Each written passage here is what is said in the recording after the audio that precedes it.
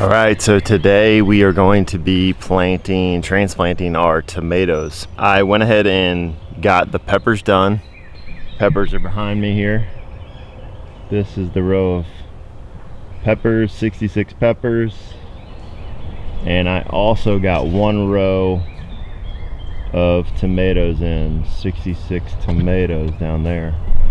And I went ahead and did those frantically because with all the busyness of doing the farmer's market and everything that we were getting ready for, and the harvesting and packaging and labeling and all of those things, my poor tomato plants started to suffer a little bit. So I wanted to go ahead and take some care, put some care into those tomato plants, get them in the ground. Obviously it's a little bit later on in the season, but that's still okay for some late tomatoes. So we'll have a bunch of tomatoes for harvest in a couple months here. So as you can see behind me, there's some landscape fabric down. Well, check out the row here. Look at all that grass. So obviously we have a major weed problem. This is Bermuda grass. I've never found it so bad as out here in the Midwest. This is a rhizomatous weed basically, and it works kind of like bamboo. It sends off shoots, or a raspberry bush or something like that. So it sends off shoots underneath the ground, and it can crawl on top of the ground, and then it'll take root again off of that shoot. And so it's a very invasive weed that we've always had problems with gardening out here, and now I'm just paying for it and not preparing the garden as much as I hoped, so far as getting the Bermuda grass out ahead of time. So when we did our initial till, we really should have spent more time focusing on getting those weeds out, raking them out, and getting them off the property, burning them or something like that. And we were just scrambling to get everything done, and we didn't get as much of that weeding done as we hoped, and now we have the result of this. So the solution for now is I'm going to start using landscape fabric. It's a common thing used in organic gardening because it keeps the weeds at bay, and you have to use any kind of spray or anything. So and the cool thing that it does do is it lets through the moisture, the water, and the air, but it doesn't give those weeds the light that they need to grow. We are going to cultivate this row behind me. Next to the tomatoes, we're going to actually put another row of tomatoes right here. So I'm going to take you through that process of redoing this bed. We will basically just mix it up a little bit, get the weeds out of there, and we will lay down some of the landscape fabric. And the way that we get the holes for where our plants are going to be is we have a little template. And the template is behind me, way down there. That's the template, and we use that template for our tomatoes are 9 inches from center plant to center plant, and so that board is what we're going to use to just lay out. Once we have the landscape fabric down, we lay that board down, and we take just a little torch, and we torch the circle, and that gives us our hole, and it kind of cauterizes that plastic around the edges to make sure it doesn't tear. And we just plant straight into those holes. Super simple, and we don't have a weed problem after that. So this is what I'm going to do for a lot of the plants in the coming weeks when we start cropping out some of these plants and turning them over and replanting in those beds. I'm going to start using this landscape fabric. It's just a common practice. A lot of people do it, and I'm going to start instituting it here. So let's go ahead and get started with turning this bed over. So the first thing I'm going to do is just take a metal rake here and use it to basically act as the tiller to till up some of these weeds, get them as mixed up as I can. Just do the kind of top 2 inches of the soil and then throw the dirt back over it so it's kind of a loose dirt. I'm not going to compost this row again or put compost over it again because I already turned this bed over. We had a bad germination on some of the spinach, the first plant that we did, and so I turned it over, recomposted it, and then planted more spinach into it. Now that spinach is done. It's gotten too hot out here, and so I cropped out the spinach and harvested it, stashed it in the cold room.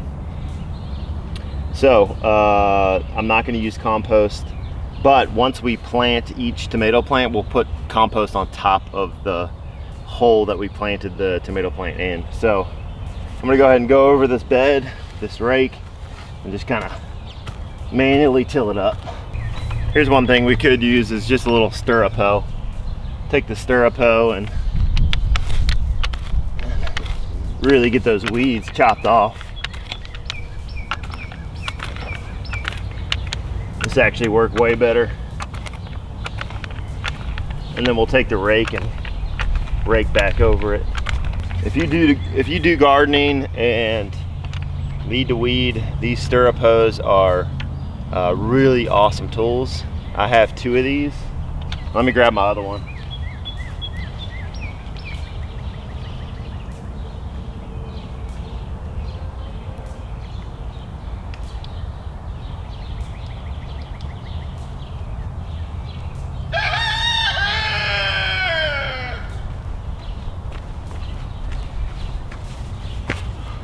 So I got 2 of these. Let me clean this one off here. And you can get these at just any local hardware store. Most hardware stores are going to carry them. But this is like probably, I don't know, what's that, 5 inches, something like that. A really small stirrup hoe. And I actually modified this one. This one came on a short handled tool, so the handle was only about this long, and you know, they expected you to get down in there or sit down or something. I don't know what they expected you to do.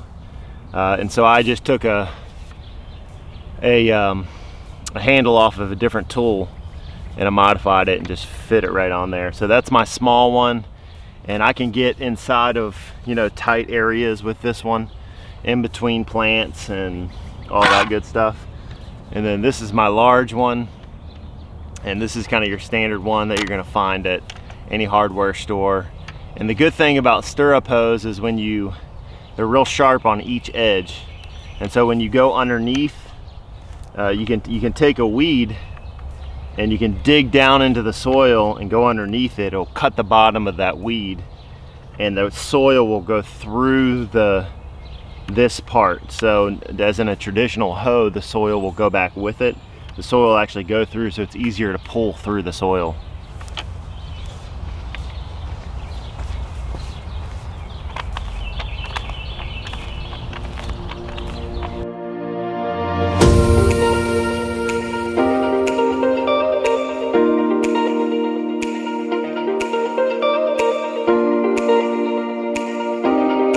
All right, now that we have our row all tilled up and weeded, we are going to lay on our landscape fabric.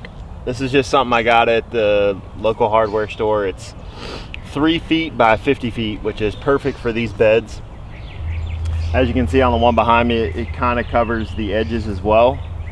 So it's super helpful for weeds that grow along the edge, which are, the weeds that grow on the edge are super frustrating because when you scrape them out with the stirrup hoe, it actually destroys the width of the bed. It deteriorates the bed a little bit. So this is going to be super helpful. So I'm going to go ahead and start rolling this down. So just going to lay it down, match it with the other row beside me, so I know how long the width of the fabric is, kind of center it as best as possible. And then we just take some landscape staples, and then you just peg each one into the side. Super simple. Stretch it over, peg this one in, and then I do just one in the center. And then now I'm going to go down and roll the whole thing down and peg the other side, and then I'll peg the sides. I'll staple the sides in as I go down the row. So let's unroll this guy.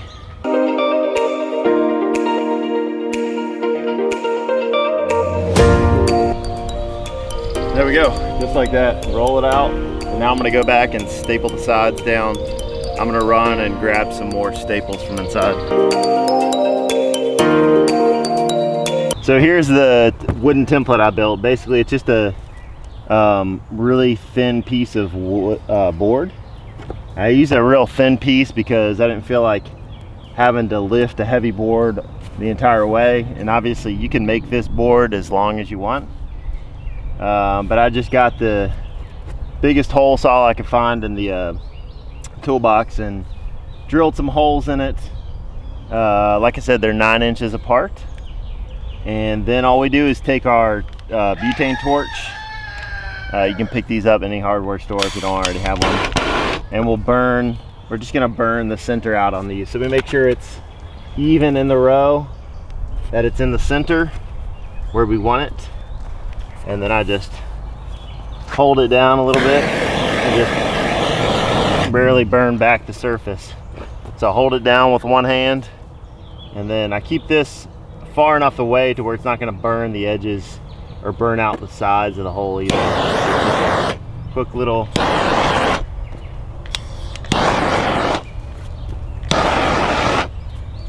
just like that. And so just like that, we have our holes.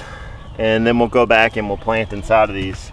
So I'm gonna go down the whole row, and then once I'm done one thing of it, I put the next portion of the board on the last hole that I burnt. That way I know I'm even the entire way. And make sure it's center again, and then go at it. So that's how you do it. It's pretty simple. So we'll go ahead and go down the row.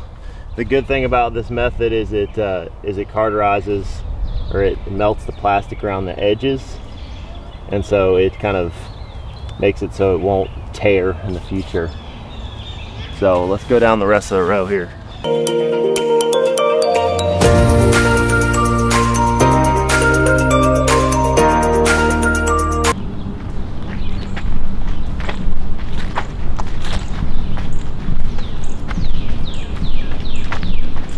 So I got the holes burnt in. So now let's go back and start putting these tomato plants in. All right, so this is my setup for putting the tomato plants in. Just got a little hand shovel.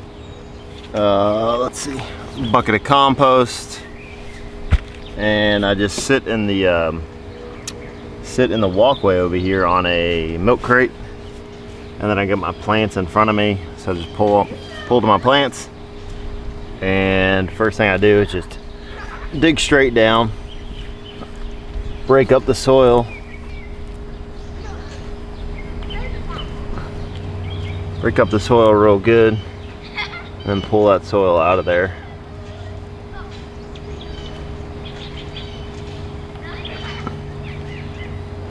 Get a nice, decently deep hole there.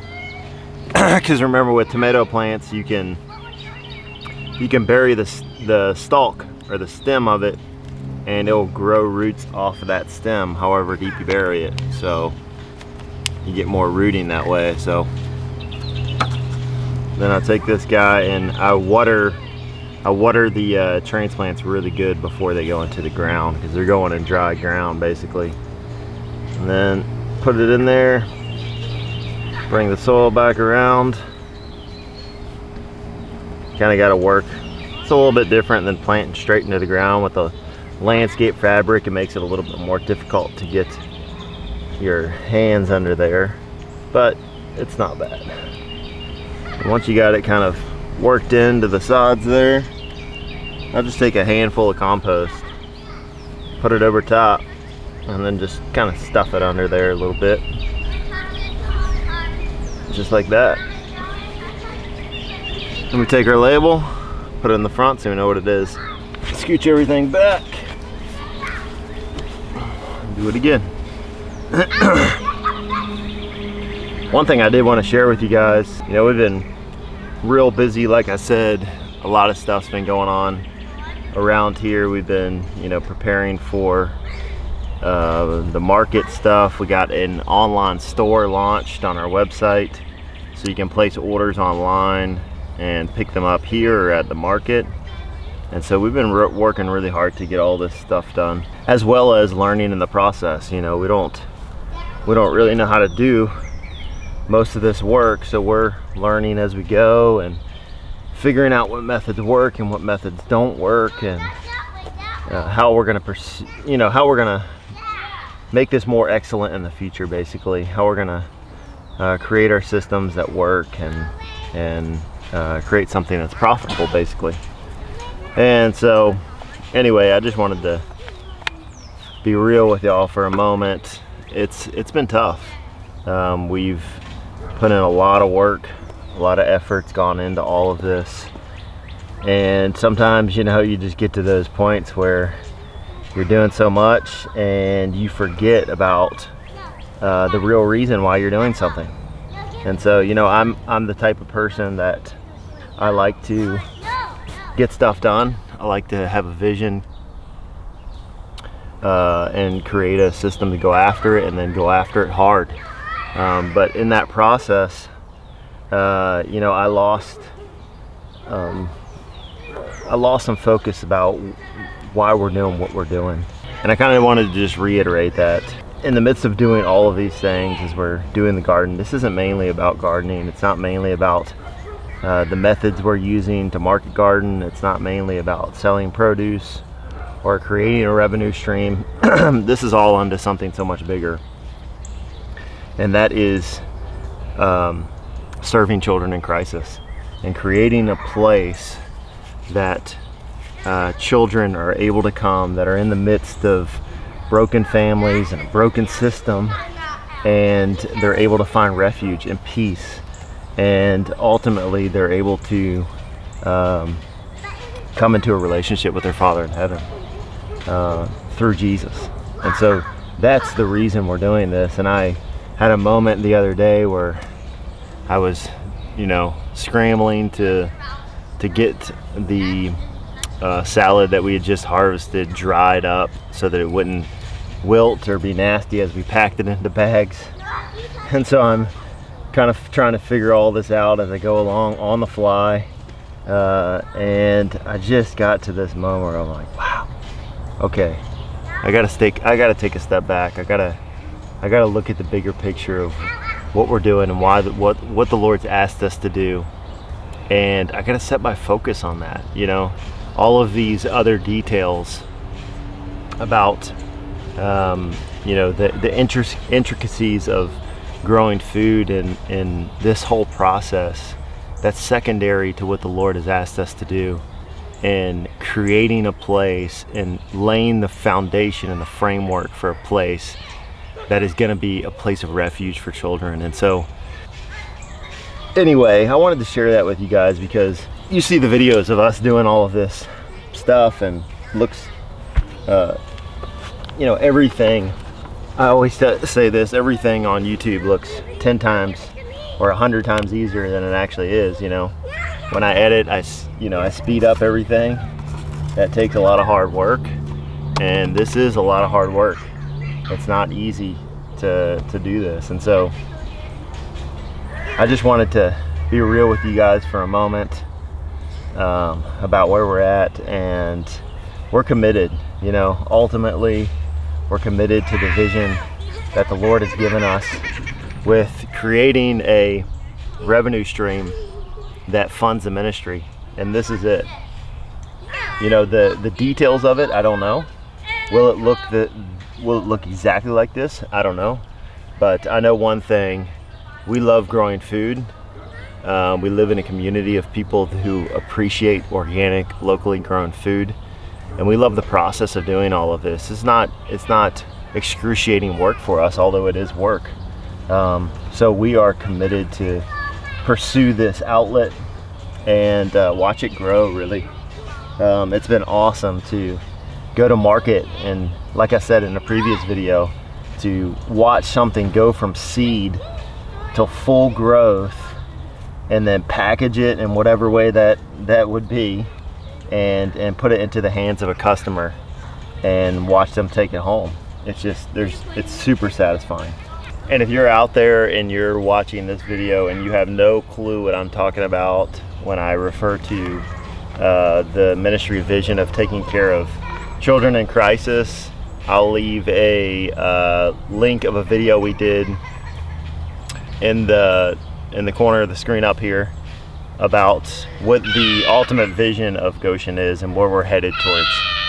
All right, tomato plants are in. They look beautiful. Let me show them to you real quick.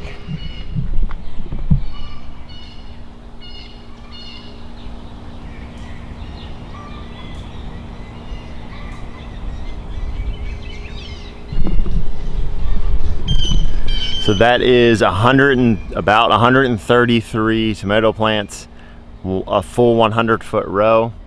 So during harvest, we're gonna have a lot of tomatoes. So next thing I'm gonna do is we have some fertilizer we picked up. We just get fish fertilizer. It's just a fish emulsion. It's a certified organic fish fertilizer. And we just take this 2 teaspoons and we'll fill up this whole watering can down here, and we will go through and we're going to fertilize every single plant and make them nice and happy for setting their roots in. You can get them nice and watered in as well. So let's go through and water these guys. All right, so we'll just give it a shake here.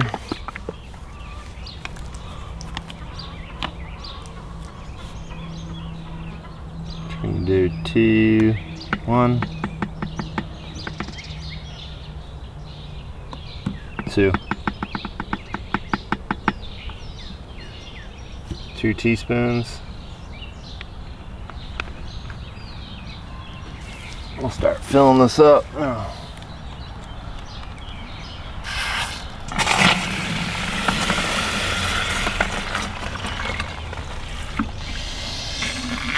Shake this off in there too. Get the rest of it out.